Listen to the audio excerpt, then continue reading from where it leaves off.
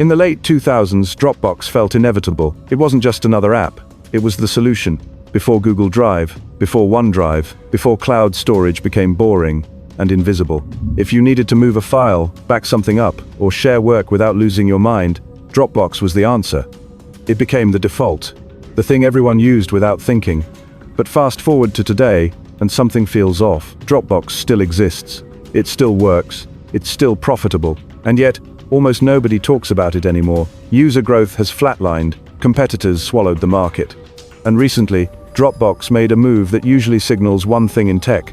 The company doesn't believe in its own future growth anymore.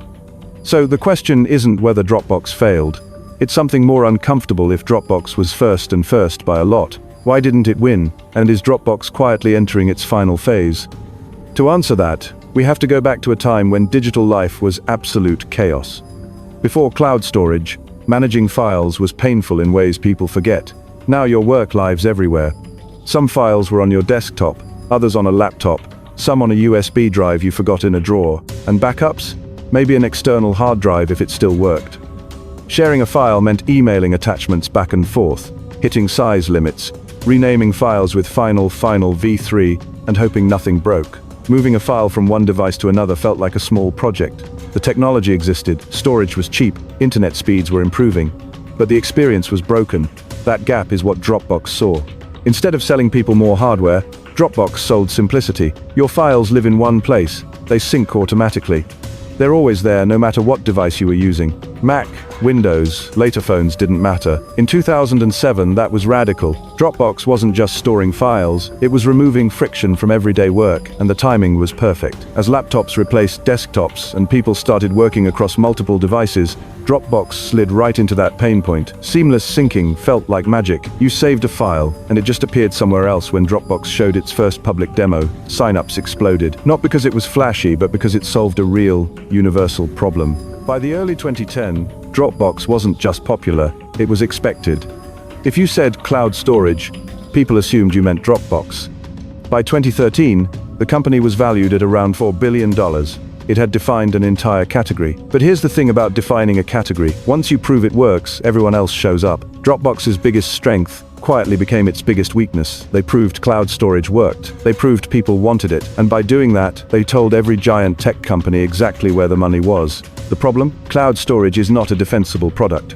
Once the idea was out in the open, the feature was easy to copy, especially for companies that already controlled operating systems, hardware, and productivity software. Apple was first in 2011. Apple launched iCloud. But here's the key difference. iCloud wasn't a standalone product. You didn't choose it. It was just there, built into every iPhone, iPad, and Mac. You turned on a new Apple device, and cloud storage was already part of the experience, and Apple gave you free storage to start, not because they cared about storage profits, but because it made their ecosystem stickier. Then Google joined. Google Drive didn't just compete with Dropbox, it undercut it, hard. They gave users 15 gigabytes of free storage, shared across Gmail, Drive, and Photos. For most people, that was more than enough, and Microsoft wasn't far behind. OneDrive became bundled with Microsoft 365. If you paid for Word, Excel, or PowerPoint, cloud storage came with it. Storage wasn't the product, it was a bonus. This is where the game changed. Dropbox was selling storage. Everyone else was using storage as a weapon. To Google and Microsoft, cloud storage was a loss leader, a way to pull users deeper into ecosystems that made real money elsewhere: ads, software subscriptions, enterprise contracts. Dropbox didn't have that luxury. They didn't control the operating system. They didn't own a productivity suite. They didn't sell hardware. Storage wasn't an add-on for them, it was the business, and that meant they could never win a price war. As more competitors flooded the market, cloud storage stopped feeling like innovation. It became a commodity, like electricity, like internet bandwidth. People stopped asking which cloud service is best. They started asking, which one do I already have? Dropbox's viral growth slowed. Signups didn't collapse, but momentum faded. Internally, the company could see it coming. They were still growing, but the easy growth was gone. The category they invented was now controlled by trillion-dollar platforms willing to give it away for free. And that forced Dropbox into a dangerous question. If storage isn't enough anymore, what exactly are we supposed to become? By the mid-2010, Dropbox knew the truth. Cloud storage alone wasn't going to carry them into the future. The margins were thinning, competition was brutal, and free storage was killing the perceived value of what they sold.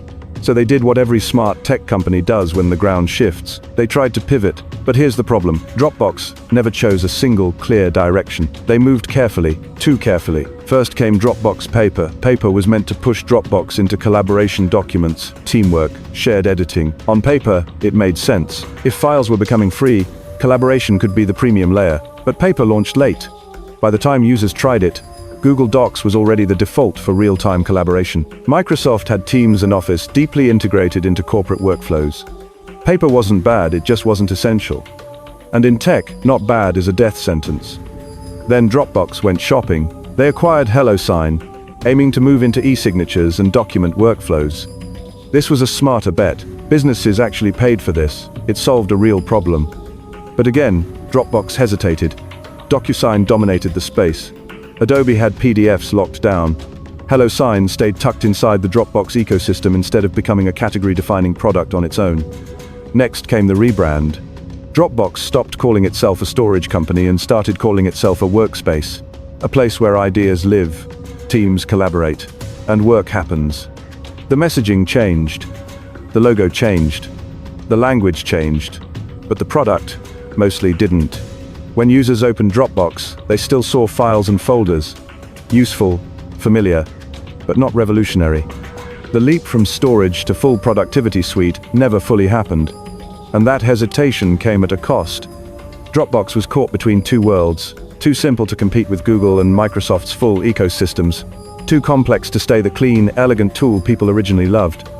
Meanwhile, enterprises, the customers who pay the most, wanted tight integrations, admin controls, and everything in one place. Dropbox had to integrate with everyone else's platform while everyone else was replacing them. Revenue kept growing but slower. User numbers looked healthy, but engagement told a different story. Dropbox wasn't failing, but it wasn't winning either. And in Silicon Valley, that middle ground is dangerous, because the market doesn't reward companies for being useful. It rewards them for being unavoidable, and Dropbox was becoming optional. Dropbox didn't fail because it built something bad. It failed because it built something too good, too early, in a market that eventually erased the category. Cloud storage didn't become an industry. It became infrastructure, and infrastructure doesn't belong to specialists. It belongs to giants. Once storage became cheap, abundant, and expected, the power shifted to whoever controlled the ecosystem around it. Not the best syncing speed, not the cleanest UI. The ecosystem Google didn't win because Drive was better than Dropbox. Microsoft didn't win because OneDrive was more elegant. They won because storage was never the product. For them, storage was bait. It pulled users into Gmail, Docs, Photos, Android. It pulled companies into Word, Excel, Teams, Outlook. Dropbox, meanwhile, was selling the bait itself.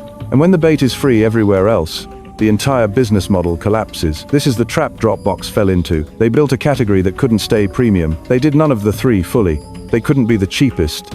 They didn't commit to enterprise. And their attempts to become different were cautious, fragmented, and late. Instead of going all in on paper, they underfunded it. Instead of turning HelloSign into a flagship product, they treated it as an add-on.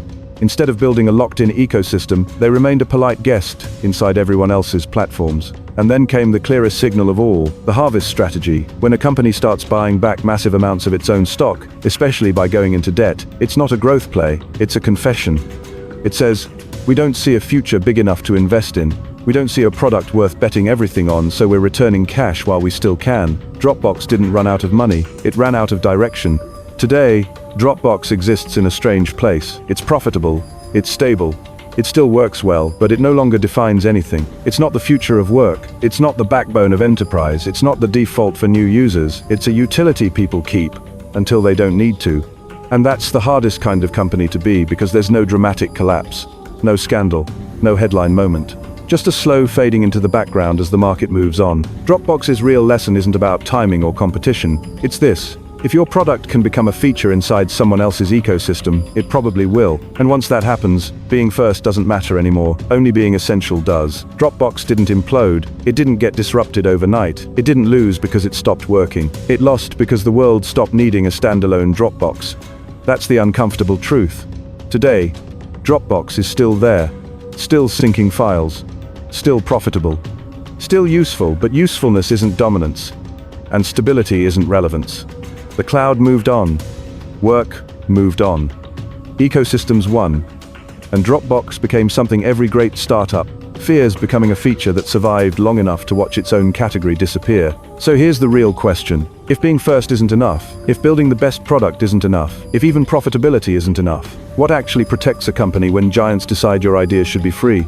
Because Dropbox won the early war and still lost the future. That question doesn't just belong to Dropbox, it belongs to every startup building the next must-have tool right now.